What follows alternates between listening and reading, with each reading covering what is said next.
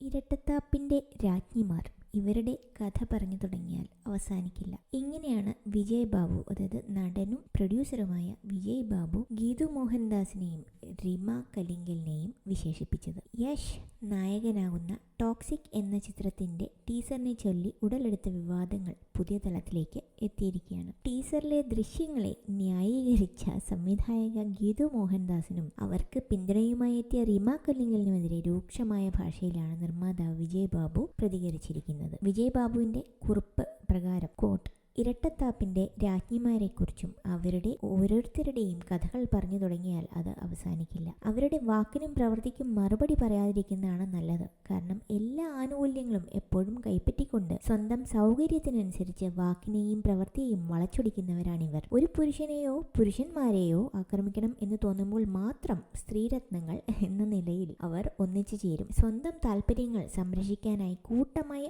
ആക്രമിച്ച ശേഷം അടുത്ത ഇര വരുന്നതുവരെ അവർ പിരിഞ്ഞു പോകും. എന്നാൽ സ്വന്തം കാര്യത്തിൽ ഇവർക്ക് യാതൊരു നിലപാടുകളോ ചിട്ടവട്ടങ്ങളോ ഇല്ല. ആടിയും ഉലഞ്ഞും നിൽക്കുന്ന ഇവർക്ക് കൃത്യമായ നയങ്ങളോ നിയമങ്ങളോ ഒന്നുമില്ല. അതാത് സമയത്തെ താല്പര്യങ്ങൾ സംരക്ഷിക്കാൻ വേണ്ടി മാത്രം ഉണ്ടാക്കിയ വെറുമൊരു വാട്സപ്പ് ഗ്രൂപ്പ് മാത്രമാണ് ഇവർ. ഈ ഒരു വിവാദത്തിന്റെ സെൻട്രൽ നിൽക്കുന്നത് ഗീതു മോഹൻദാസ് സംവിധാനം ചെയ്ത ടോക്സിക് എന്ന ബിഗ് ബജറ്റ് ചിത്രത്തിലെ ടീസറിൽ അതിന്റെ ദൃശ്യങ്ങൾ സോഷ്യൽ മീഡിയ വിമർശിച്ചതോടെയാണ് തർക്കങ്ങൾ തുടങ്ങിയത്. മുൻപ് കസബ പോലുള്ള സിനിമകളിലെ സ്ത്രീ വിരുദ്ധതയെ നഖശികാന്തം എതിർത്ത ഗീതു മോഹൻദാസ് ആണ് സ്ത്രീകളെ വളരെ മോശമായി ചിത്രീകരിക്കുന്ന ടോക്സിക് എന്ന സിനിമ സംവിധാനം ചെയ്തിരിക്കുന്നത്. സ്വന്തം സിനിമയിൽ പൗരുഷാഘോഷങ്ങളും അതുപോലെ മാസ് എലമെന്റുകൾക്കും വേണ്ടി സ്ത്രീ ശരീരത്തെ ഉപയോഗിക്കുന്നത് ആണ് സോഷ്യൽ മീഡിയ ചൂണ്ടിക്കാട്ടിയത്. കസബയിലെ സ്ത്രീ വിരുദ്ധതയെ പാർവതി തിരുവോത്ത് വിമർശിച്ചപ്പോൾ സേ ഇറ്റ് എന്ന് വിളിച്ച് പ്രോത്സാഹിപ്പിച്ച ഗീതു മോഹൻദാസ് ഇപ്പോൾ യശിനെ പോലൊരു സൂപ്പർ താരത്തിന് ഹൈപ്പ് നൽകാൻ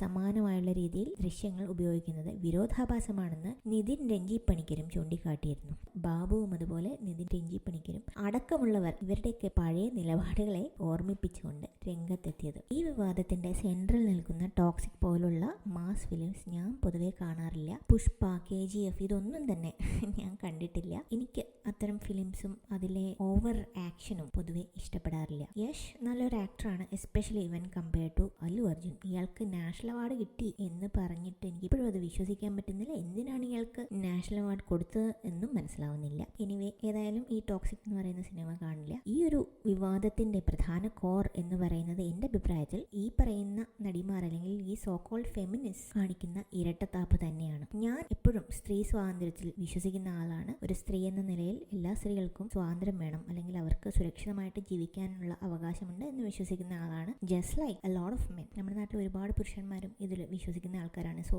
എല്ലാ പുരുഷന്മാരെയും പ്രതിക്കൂട്ടിൽ ഞാൻ നിർത്താറില്ല. തെറ്റ് ചെയ്തവരെ ക്രിട്ടിസൈസ് ചെയ്യാറുണ്ട്. നമ്മുടെ സമൂഹത്തിലെ പല സോകോൾഡ് ഫെമിനിസ്റ്റുകളും ഈ പറയുന്ന നടിമാർ പോലുള്ളവർ ഈ സായിപ്പിനെ കാണുമ്പോൾ കവാത്ത് മറക്കുന്ന ഒരു ബിഹേവിയർ ആണ് കാണിക്കുന്നത്. ഈ പറയുന്ന നടിമാരെല്ലാവരും ക്യാഷിനും ഓപ്പർച്യൂണിറ്റീസിനും വേണ്ടി ഫീമെയിൽ ഒബ്ജക്ടിഫിക്കേഷൻ പോലുള്ള സീൻസ് അഭിനയിക്കാനും അല്ലെങ്കിൽ ഇൻ ദിസ് കേസ് അത് ഡയറക്റ്റ് ചെയ്യാനും ഒക്കെ ഒരു മടിയും ഇല്ലാത്തവരാണ്. ഏത് സമയം ഫീമെയിൽ ഒബ്ജക്ടിഫിക്കേഷനെതിരെ കടുത്ത ഭാഷയിൽ സംസാരിച്ചിട്ട് ഇപ്പോൾ സ്വന്തം നിലയ്ക്കും അല്ലെങ്കിൽ സ്വയം ഫിനാൻഷ്യൽ ഗെയിനിന് വേണ്ടിയിട്ട് അതുപോലൊരു സിനിമ ഷൂട്ട് ചെയ്യുന്നത് അത് അങ്ങേയറ്റം ഹിപ്പോക്രറ്റിക്കലാണ്. ഇതൊക്കെ തന്നെയാണ് സാധാരണക്കാരായ സ്ത്രീകൾ അല്ലെങ്കിൽ എന്നെ പോലുള്ളവർ ഈ നടിമാരെ സപ്പോർട്ട് ചെയ്യാൻ മടിക്കുന്നത്. ഇവിടെ വിജയ് ബാബു പറഞ്ഞതിനോട് ഞാൻ പൂർണ്ണമായിട്ടും യോജിക്കുന്നു. ഗീതുവിൻ്റെയും അതുപോലെ റിമയുടെയും ഒക്കെ ഹിപ്പോക്രസി ആറപ്പുളവാക്കുന്നതാണ്. അവര് സ്വന്തം വാക്കുകളും പ്രവൃത്തിയെ പറ്റിയും ഒരിക്കലെങ്കിലും ഇരുന്ന് ആലോചിക്കും എന്ന് ഞാൻ പ്രതീക്ഷിക്കുന്നു.